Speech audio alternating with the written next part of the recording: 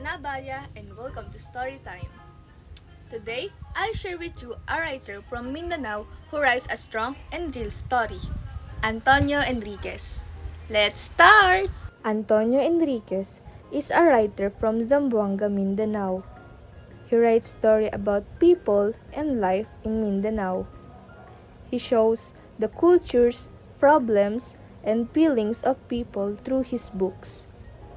His goal is to let people know the real story of the South. One of his books is The Survivor. It's talk about the life during World War II.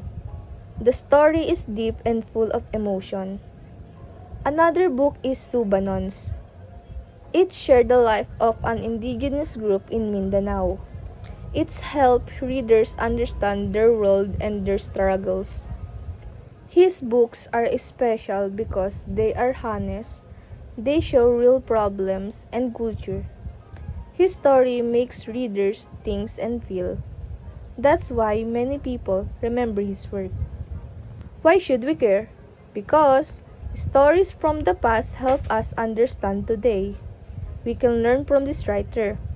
Their words teach us history, life, and how be better people.